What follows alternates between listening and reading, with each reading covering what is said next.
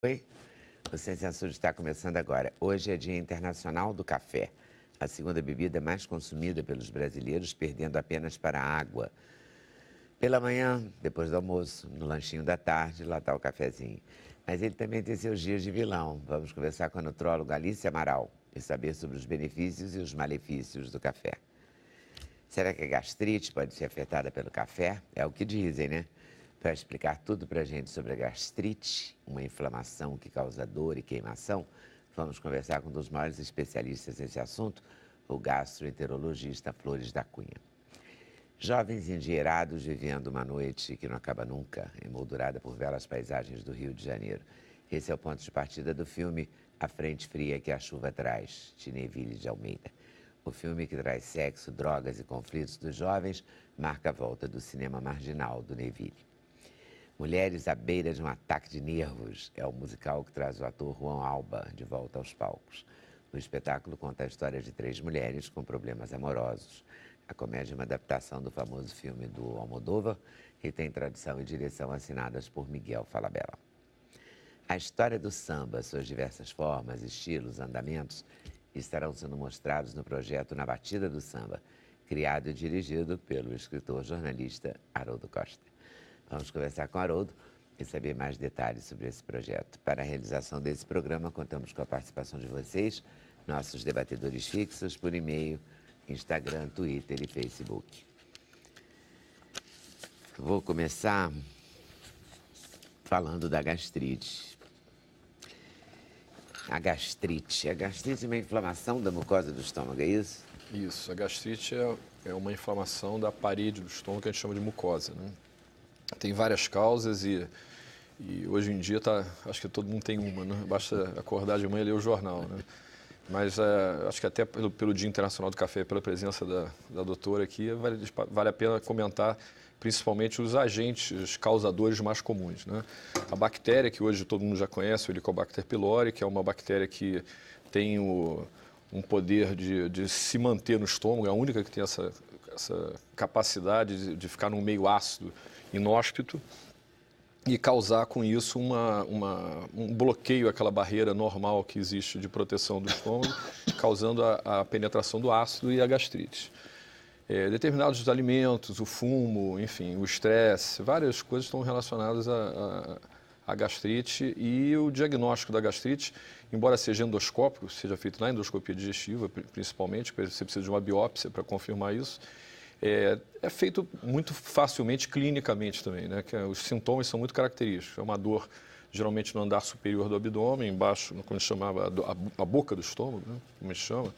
É uma dor geralmente em queimação, associado ou não a outros sintomas, como sensação de plenitude, de empanzinamento, às vezes associado ao refluxo, que é uma outra coisa, mas está muito relacionado, os sintomas são muito correlatos. Enfim, uma série de sintomas que, por vezes, se misturam com outras doenças, como problemas na vesícula, no fígado, mas a mais comum, certamente, é a doença péptica, a gastrite, né? E parece com hérnia de hiato? A hérnia de hiato é quando o estômago ele se projeta um pouquinho para dentro do tórax. Isso vai levar à esofagite ou à doença do refluxo, que é uma coisa diferente, não tem nada a ver com a gastrite, mas os sintomas são muito correlatos. Muitas vezes as coisas aparecem ao mesmo tempo, concomitantes. Aí dói mais? Os sintomas são um pouco diferentes. A hérnia de hiato geralmente acarreta um refluxo. O refluxo já é a sensação dessa queimação no peito, né? Nessa região retroesternal. Sobe, às vezes a pessoa tem aquela sensação da regurgitação, piora quando deita, né? É um pouco diferente. E tudo que leve ao relaxamento desse, chama de esfíncter, é como se fosse a portinha do estômago, vamos chamar assim, né? Que é feita de músculo. Tudo que leva ao relaxamento desse músculo. Se você já tem uma hérnia, piora ainda mais. Aí entra a bebida alcoólica, alguns alimentos, enfim, uma série de... E a bebida alcoólica também prejudica a gastrite? Também prejudica a gastrite. O álcool em excesso, principalmente, também, principalmente as bebidas fermentadas, né? Cerveja, vinho, champanhe, espumantes, elas têm uma capacidade maior de fazer com que o estômago secrete mais ácido, vamos dizer assim, né? E o álcool, por si só, ele é um relaxante. E relaxando a musculatura, você também propicia uma maior capacidade de refluxo, se a pessoa já tem essa tendência. Se ela não tem nenhuma hérnia, não tem nenhuma tendência, isso não interfere. E o estresse tem um papel importante? O estresse tem, sim, bastante, claro. O estresse, indiretamente, a pessoa estressada, ansiosa, angustiada, enfim, ela libera nessa corrente sanguínea substâncias que vão acarretar alterações no nervo vago e uma produção exagerada de ácido pelo estômago. A fisiopatologia, quer dizer, um mecanismo de ação da gastrite é justamente uma secreção exagerada de ácido. Então, o estresse é um fator, está diretamente com certeza, relacionado. Porque é costume, desde sempre, né? Para que a pessoa, né, fica mais nervosa, daí sente a queimação no estômago. Tem uma entidade, vamos chamar assim, que se chama de gastrite nervosa, né? Que não é um termo científico, mas é um termo popular. A gastrite nervosa seria justamente as gastrites não classificadas dentro dessas outras gastrites que têm uma causa conhecida, como uso de anti-inflamatório, aspirina e medicamentos que podem acarretar gastrite, a presença da bactéria, o Helicobacter pylori. Quando você não tem uma lesão propriamente na mucosa causada, na parede do estômago, causada por essas outras razões, e tem muita ansiedade, estresse, e sente a dor, o quadro clínico é muito semelhante ou igual, aí a gente chama de gastrite nervosa, vamos dizer assim, né? Na endoscopia você consegue diferenciar que geralmente é um quadro um pouco diferente, né? A gastrite nervosa, na verdade, a gente chama de dispepsia não ulcerosa, o nome técnico, né? Ela normalmente é a pessoa que tem todo o quadro clínico de gastrite, faz o exame é normal, que é muito comum, né? Sai revoltado às vezes com o médico, como você não viu minha gastrite? Né? E é justamente pela secreção exagerada de ácido que em algumas pessoas não acarreta a lesão propriamente, mas acarreta o sintoma. E as comidas, quer dizer, a pessoa que tem gastrite está proibida de café, por exemplo? Aí também tem muito mito, muita lenda, muita coisa, né? Eu estava até vendo aqui no resuminho que a gente recebe aqui, tem frutas cítricas, uma série de coisas que realmente não tem essa relação toda. O estômago, ele é muito mais ácido até que essas frutas. Ele é feito para suportar acidez e tem um pH muito baixo. Então, os alimentos assim, mais comumente relacionados à gastrite, não que causem a gastrite, mas pioram o quadro de quem tem uma gastrite, geralmente é isso, é o café, né? Não só por causa da cafeína, aí também é um outro dado interessante, que as pessoas têm ideia de que o café descafeinado não faz mal nenhum ao estômago. Se a pessoa tem uma gastrite, uma úlcera, o café descafeinado, apesar de não ter cafeína, ou ter uma quantidade muito pequena de cafeína, acho que é 0,1 micrograma,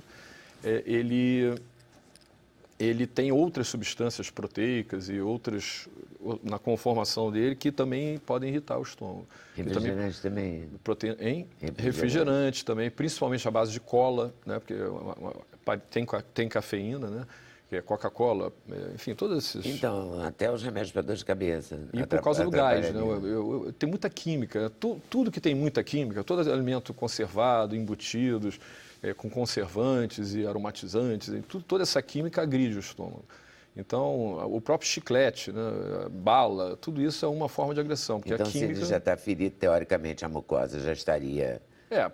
às vezes não que isso cause a gastrite, mas por exemplo, eu tenho uma gastrite porque eu tomo muito cafezinho, mas essa pessoa, se for ver, ela não se alimenta de 3 em 3 horas, de 4 em 4 horas, ela fica com grandes períodos em jejum, o estômago produz um ácido clorídrico, e ela não tem uma barreira, o alimento é um bom antiácido, né? Não tem um alimento para ajudar a proteger a mucosa. Então, aquele ácido está sendo produzido e ela fica tomando cafezinho, porque o cafezinho dá aquela tapeada gostosa. Então, além de tomar uma substância que agride ao estômago, no sentido, ele já está com ela não cumpre o resto do protocolo. Exatamente. E aí, se a gente considerar, por exemplo, que a bactéria está presente em 60% da população mundial, em países em desenvolvimento como o nosso, até mais, algumas estatísticas, as nossas estatísticas são muito ruins, mas se aventa a hipótese que 80% da população, né? Quanto maior a aglomeração, menor o nível socioeconômico, maior a concentração de H. pylori. Se você imaginar que, além de tudo isso, você tem uma bactéria no estômago, na maioria das pessoas, então esses fatores vão se somando, né? Na verdade, a gastrite é uma consequência de vários fatores. A gente já falou aqui de vários. Essa né? bactéria pode ser eliminada com um remédio? Pode, é um tratamento. É um tratamento até relativamente simples. São 2 antibióticos, é um tratamento caro a nível de saúde pública, a nível de você... Também não existe o interesse de erradicar a bactéria em toda a população, que não daria para fazer isso. Você geraria resistência antibiótica, enfim. É muito caro e a bactéria causa problema numa minoria, uma fração pequena das pessoas que têm a bactéria. Eu, por exemplo, eu sei que eu tenho a bactéria desde 1994, num congresso que eu fui, quando inventaram uma maquininha de soprar, que é para ver se você matou a bactéria. A gente estava num congresso, eram 6 mil congressistas, a grande maioria estava contaminada. Como eu nunca senti nada, agora que eu fiz uma endoscopia, junto com a minha colonoscopia, e vou ter que tratar porque houve uma indicação, mas poderia até não tratar a bactéria. Então você vai juntando todos esses fatores, é um alimento, a pimenta, eu acabei me desviando, né? Ali, a pimenta, condimentos fortes como curry, mostarda, alimentos ácidos, quando você já tem um problema, obviamente, você tem uma gastrite, está sofrendo com dor, tem uma úlcera, você não vai ficar se alimentando de alimentos ácidos, mas não que esses alimentos causem. Provoquem. Existem trabalhos com vários, mas nada assim muito comprovado. Os anti-inflamatórios são remédios muito consumidos, né? Cada dorzinho, todo mundo toma. E automedicado, automedicação, né? Por automedicação. Então, o anti-inflamatório, ele inibe, a modo de ação dele contra a dor, ele inibe uma substância que é importante na proteção do estômago, chamada prostaglandina. Então, inibindo essa substância, você diminui a sua defesa da barreira do estômago, da barreira de muco do estômago. Com isso, você tem a ação do ácido também maior. É como o efeito das outras coisas que a gente falou. Então, o anti-inflamatório ele gera, às vezes, gastrites graves, com sangramento, úlceras, e, enfim, A gastrite é a véspera da úlcera? Não. A gastrite seria uma lesão mais superficial. A úlcera é uma lesão mais profunda, que pega uma camada mais profunda da parede do estômago. E com isso a gravidade é maior, porque você tem uma chance maior de complicações como sangramento, perfuração. É um quadro um pouco mais grave, né? Mas a fisiopatologia, o mecanismo é o mesmo. Você pode ter uma gastrite com úlcera, só a gastrite, só a úlcera, mas a causa é a acidez. Né? E uma não leva a outra necessariamente? Não necessariamente. Existe uma gastrite, que a gente chama de gastrite erosiva, que é uma gastrite que tem umas aftazinhas, a gente chama de erosões, várias erosõezinhas. Essas erosões eram como se fossem pequenas úlceras rasas, né? E o mecanismo é o mesmo, só que elas são superficiais, elas não são profundas. Então, o nível de sintomas também geralmente é menor. A úlcera, por ser mais profunda, pegar uma camada mais profunda, ela gera mais dor, normalmente. Né? Então, tem uma característica. Então, não são só os nutricionistas que mandam comer de 3 em 3 horas? Não, os gastroenterologistas também. Também. Eles não comem, mas mandam. Geralmente, eles não têm tempo, mas já aconselho a fazer isso. A fazer isso. Os nutrólogos também. Os nutrólogos, na medida do possível, eles fazem isso, né? Eu acho importante você dar o exemplo. Você vai mandar o paciente fazer e vai mostrar para ele que é possível. A gente tem que ter prioridades na vida. Aí você tem um e monte comer de tem que ser lanchinho em cima da prioridade. mesa para provar que é possível. Tem um tantão de lanchinho em cima da mesa, tem umas coisas escondidinhas, né? 5 minutos todo mundo pode esperar. A sala de espera pode estar lotada, mas você tem que parar 5 minutos para abastecer. É o que eu sempre falo. N vezes meu carro parou no meio da rua porque não tinha gasolina.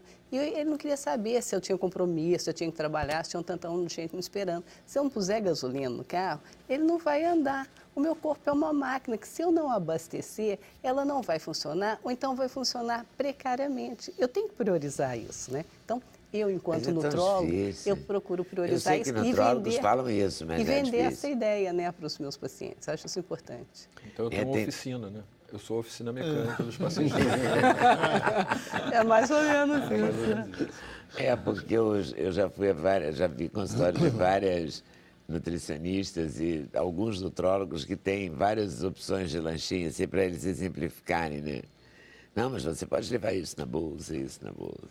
Sim, na tentativa de resolver essa questão. Mas eu achava que era uma questão só ligada ao emagrecimento. Não sabia que era ligada à saúde do estômago. O melhor antiácido, a gente costuma dizer, o melhor antiácido que existe é o alimento, é a comida. Né? Então, quando a pessoa está morrendo de dor de estômago, se ela comer alguma coisa, melhora? Dependendo do que está causando a dor, sim. Se for uma gastrite, normalmente a gastrite melhora. Se ela se alimentar com alimentos que não aumentem a irritação. Claro. Com certeza. O jejum prolongado talvez seja a pior coisa para a dor. Inclusive, a dor da úlcera, a dor adenal, por exemplo, algumas dores melhoram imediatamente depois que você come, porque você, entre aspas, forra o estômago. Né? Faz sentido. E o café é vilão? O café ele já foi vilão, já foi mocinho, já foi vilão. Que nem o ovo, né? Mas o ovo é um grande mocinho, né? O ovo a gente já falou outras vezes. Mas ele já passou sua fase de vilão. Tem até uma piada na internet que o ovo fala para o glúten: Que vai passar, né? Vai passar. Fica tranquilo que vai Que vai passar. passar. Porque o meu já passou. Porque, na verdade, os estudos que falavam que o ovo era um grande vilão era com ovo frito, mas qualquer coisa que você fritar, se você fritar uma mandioquinha, ela vai causar malefício. Não por causa do alimento em si, mas a forma como era preparada, né? E, Mas agora o ovo está liberado. é o segundo alimento mais rico que existe, só perde para o leite materno. Ele pode e deve fazer parte do nosso cardápio. A menos que o paciente ele tenha uma hipersensibilidade, já claro, enfim. Mas, de modo geral, ele deve fazer parte do nosso cardápio diário. E é um lanchinho muito prático que eu oriento os pacientes sempre a levar. Um ovo cozido dentro da casca, você coloca na bolsa, ele tem uma durabilidade boa. Então, se você não pôde parar e fazer uma refeição maior, come um ovo cozido. É interessante, fácil de ser transportado. Mas o café, hoje em dia, a gente sabe que, na verdade, ele traz muito mais benefícios do que malefícios, né? E sem contar o lado social do café. Vamos tomar um cafezinho, é aquele momento de jogar a conversa fora, é aquela pausa, né? Então, o café ele é muito interessante da gente utilizar. Começar o dia com uma boa xícara de café melhora a atenção, melhora a disposição, faz com que o dia ele transcorra melhor, né? E tem o efeito laxativo do café. Eu sempre falo para os pacientes, é muito comum, principalmente mulheres, terem problema de prisão de ventre, mas elas não se organizam, elas não têm horário. Eu falo, gente, então vamos fazer o horário, né, de se sentir rainha, de se sentir rei, de ir para o trono. O intestino ele tende a funcionar melhor após uma refeição. E o café ele contribui muito, que ele tem um efeito, ele estimula, né, o peristaltismo, então favorece que você evacue após uma refeição. Então começar o dia com o café da manhã, incluindo café, né, eu acho muito saudável, muito produtivo. E o que você sugere no café da manhã para ele ser mais produtivo, aproveitando o café? Bom, e aproveitando que a gente está falando de café, o café do brasileiro em geral é café com pão e manteiga, e quase sempre margarina.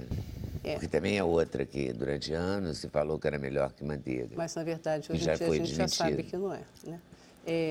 Tanto que se você colocar um pote de margarina no cantinho da cozinha, 6 meses depois você volta, nem barata quis. Então, não é muito interessante de fazer parte do nosso cardápio. Eu, particularmente... Tem alguma comprovação disso, que nem a barata margarina? Mas você pode botar a margarina. Isso é interessante, porque em todos os lugares que a gente vai, tem prateleiras inteiras de margarina sendo oferecida. E não há uma proteção para a população contra isso. Porque o Flores da Cunha falou também, eu leio só um minuto, ele falou de produtos que são muito agressivos ao organismo humano, as colas, não é? Os que têm químicos. E eu faço a seguinte pergunta: cada vez tem mais produtos com química, com conservantes, com químicos, com adoçantes, com todas essas coisas. Como fazer para proteger a população dessas prateleiras enormes em todos os supermercados, vendendo todas essas coisas extremamente agressivas para o corpo humano? Eu acho que a culpa é muito nossa. A gente quer muito praticidade. Muitas das vezes a gente não está preocupado com saúde. As pessoas hoje em dia, elas não querem investir tempo cuidando da saúde. Elas querem uma alimentação prática de ser consumida e agradável ao paladar. Com isso, a indústria alimentícia ela cresceu de tal modo. E o compromisso da indústria alimentícia não é e nem nunca foi com saúde. Eles não estão te oferecendo nada saudável. Eles estão te oferecendo uma alimentação prática de você consumir. Tem determinadas refeições, esses macarrões instantâneos, que você coloca ali, em 3 minutos você tem uma refeição e vão combinar que é até muito gostoso. Então, se for prático de ser consumido e agradável ao paladar, fechou, né? Esse é o objetivo da indústria alimentícia. Compete a nós analisarmos. Nem tudo que nos é oferecido é saudável. Eu venho de uma época em que para ter charme você tinha que fumar. Ao sucesso você tinha que fumar. Então, a gente acabava fumando ou não. Você tem que ter um pensamento mais crítico e ver até que ponto isso convém, né? Acho que tem a questão econômica também, né? Porque a alimentação saudável é muito cara. Se você for fazer uma alimentação sem glúten, sem lactose ou de alimentos orgânicos, um exemplo, uma alimentação Corim, acho que é para elite só, né? É uma coisa que você comer um frango que não se alimenta de de uma ração que não leva nada que tenha química. Isso é uma coisa meio um pouco utópica, eu digo, a nível de população de uma forma geral. Lógico que quem pode, deve. Mas, assim, o que tem na prateleira ali é feito em escala industrial, isso barateia muito. Você vai comprar um tomate, que é talvez o alimento que mais tem agrotóxico, né? Que ele estraga muito nas plantações, é uma coisa que eu adoro, amo tomate. Então, você vai comprar um tomate sem agrotóxico, ele é um tomate pequeno, feio e caro. E não é todo lugar, você não consegue encontrar. Então, o que você vê lá bonito na prateleira grande, tudo é o tomate cheio de agrotóxicos. Mas o que me impressiona é que muitos ricos, muito ricos, poderiam comer orgânicos e não comem. Ah, sim, com certeza. Embora tenha uma informação, porque delegam, um pouco na linha do que a Alice está falando, porque as pessoas não querem se preocupar com a alimentação, elas delegam a compra da alimentação a uma pessoa que trabalha para elas e que às vezes não tem a informação e sempre não tem o dinheiro suficiente para comprar. Porque quando você vai comprar a margarina, ela é muito mais barata que a manteiga. Ela rende mais, porque ela já está cremosa. Então, ela é mais prática. Ela não congela. É prática e é barata. É mais barata que a manteiga. A manteiga você vai guardar na geladeira, ela vai endurecer. Para você usar, você vai ter que tirar antes. Ela é mais cara. Caiu no hábito popular porque é mais barata a margarina. Sem querer te cortar, mas falando do que ele disse em relação a custo, eu acho o seguinte, as pessoas elas querem comprar tudo muito pronto e de maneira muito fácil. Se você começar a preparar o seu próprio alimento e a linha que o que eu ofereço, o que eu proponho aos pacientes é uma linha sem glúten e às vezes a gente faz alguns exames específicos para ver se ele tem alguma sensibilidade a determinados alimentos e cada vez mais eu me deparo com pacientes com intolerância à lactose ou então com uma hipersensibilidade à caseína, a caseína, que é a proteína do leite, e aí a gente é obrigado também a restringir o leite e derivados, então nem a manteiga faria parte desse cardápio, a gente dá outras opções e essas outras opções, se você for comprar já industrializadas, prontas, realmente são muito caras e uma pequena parcela da população realmente teria acesso a isso. Mas se você começar a produzir, se você comprar e fizer, fica muito fácil. Se você chegar na feira Alice, no horário da eu chipa... vou discordar de você, porque olha só, uma pessoa pobre que trabalha de diarista, que já fica 3 horas no ônibus, ela vai chegar em casa, vai fazer, entendeu?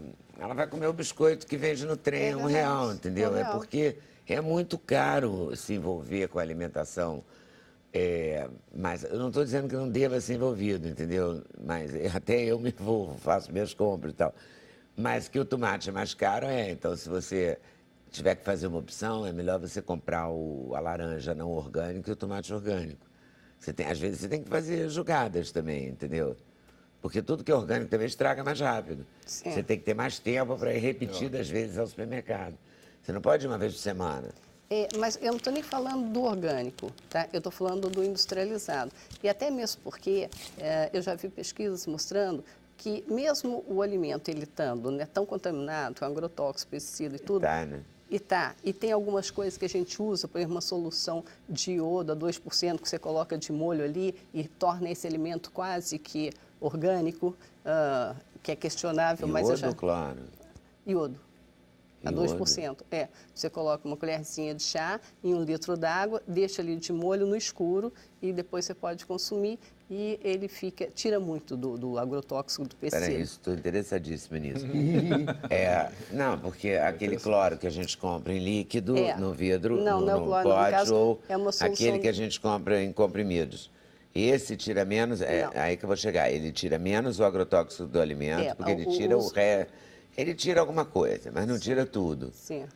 Né? E essa solução de iodo tiraria. E você compra isso onde? Farmácia? Em farmácia de manipulação. Você manda fazer, coloca uma colher de chá em 1 litro d'água e deixa no escuro. E ficaria no escuro. E fica quase que orgânico. E fica mesmo. Então, é uma opção. Eu não estou falando para as pessoas comerem só carne de frango que é criado solto, ou então alimentos orgânicos. Não, a coisa não é essa. A minha proposta é não comer tanta coisa industrializada. Tá? E mesmo o contaminado, se a pessoa não quisesse dar o trabalho de fazer isso, que é muito simples e o resultado é muito interessante, mesmo contaminado, você ainda vai ter mais benefícios do ponto de vista nutricional de fazer uso deles do que não fazer ou fazer uso do industrializado. Se você pegar o seu tomate contaminado e fizer o seu ketchup caseiro, ele fica muito melhor e muito mais saudável do que um ketchup industrializado.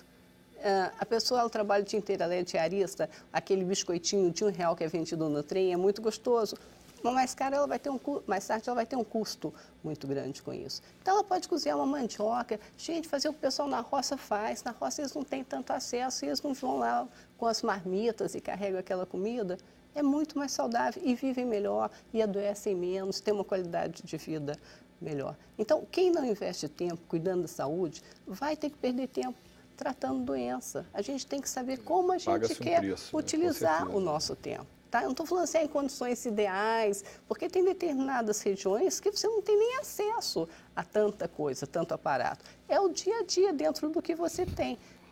Eu acho que você... Por isso que eles levam uma vida mais saudável. Levam uma vida mais saudável. Porque eles têm mais tempo, em compensação, e menos acesso a coisas industrializadas. Então, menos acesso a coisa industrializada e desarregar a sua manga. A gente quer um pouquinho de comodismo também. Muito. E aí?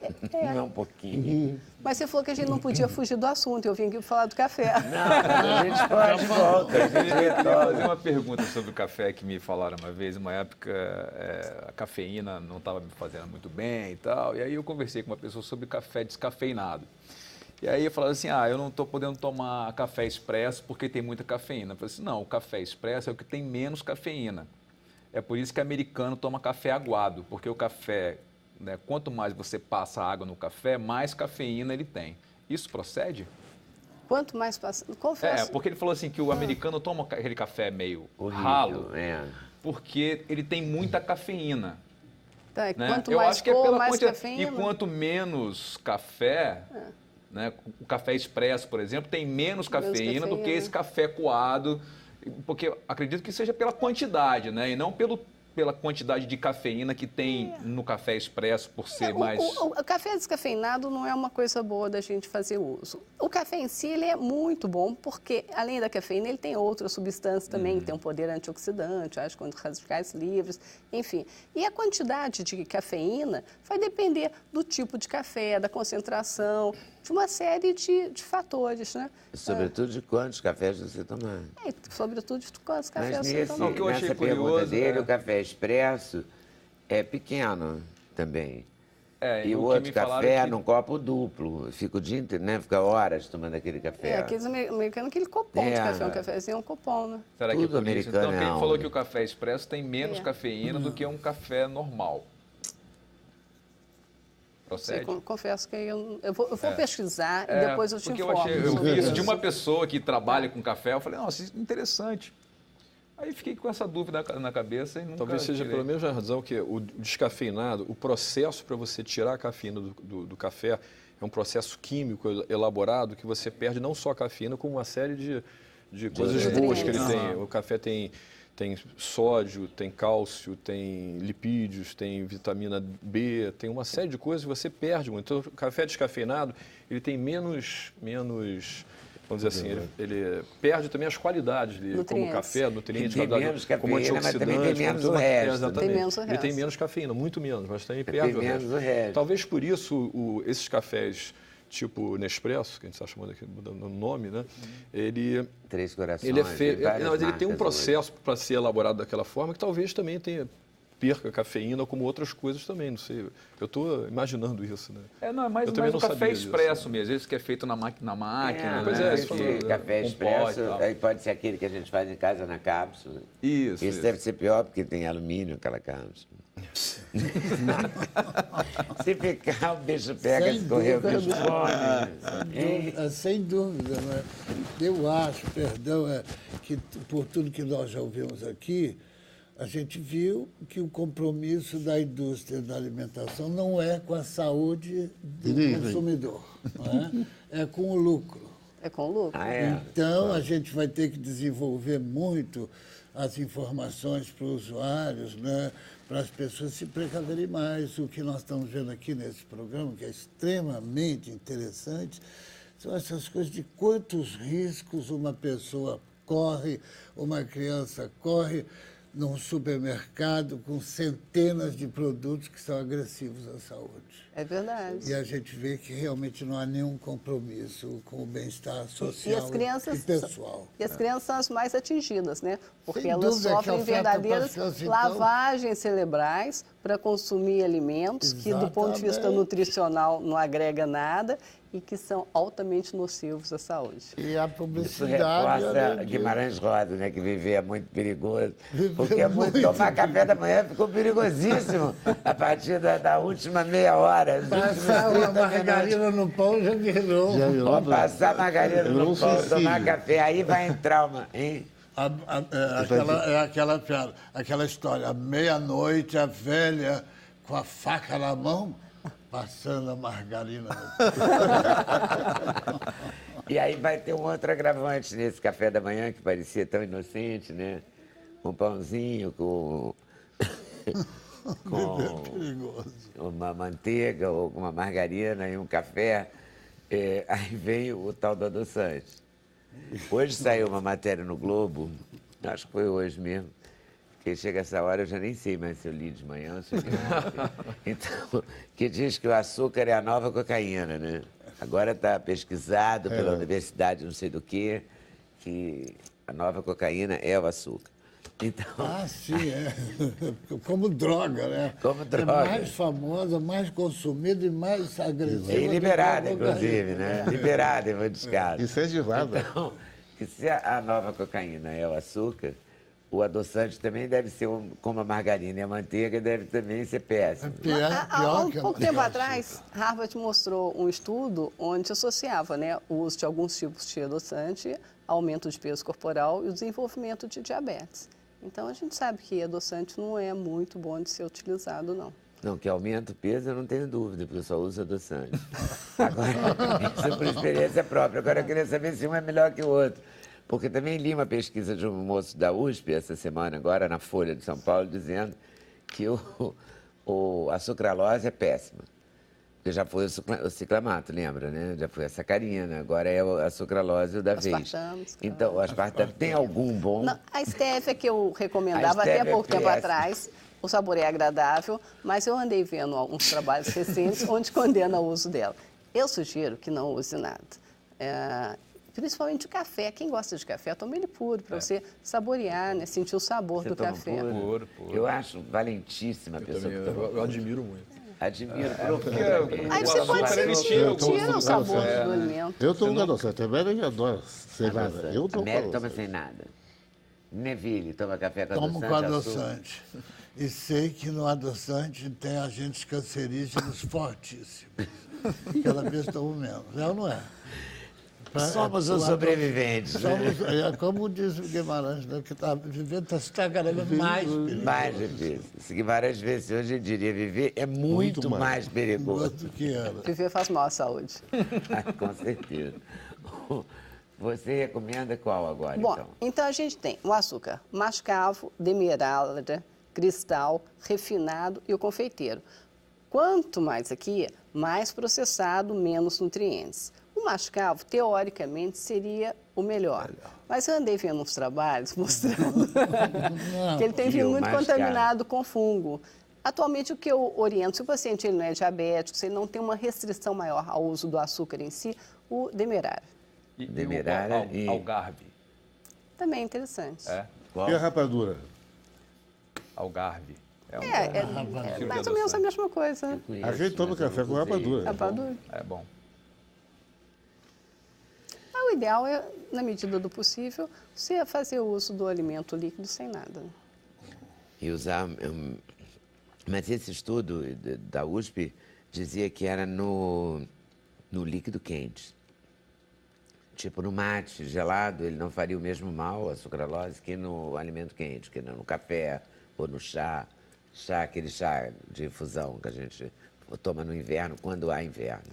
No nosso caso, quando há inverno. Muitos desses adoçantes, eles foram descobertos, eles foram desenvolvidos para ser veneno de formiga. E, por acaso, foram colocados na boca e viu que eles eram docinhos. E, em vez de serem patenteados como venenos, foram patenteados como alimento, digamos assim. Eu acho que o melhor realmente é não usar. Na verdade, a alegria da indústria alimentícia com esse programa de hoje eles devem estar adorando. Acho que está abalado. Eu, particularmente, fico feliz com um programa assim. Gosto. Já que eles trabalham contra a saúde, vamos trabalhar um pouquinho contra eles. Não é? A favor da saúde. Intervalo, a gente volta já já. Sem censura, no programa da TV Brasil.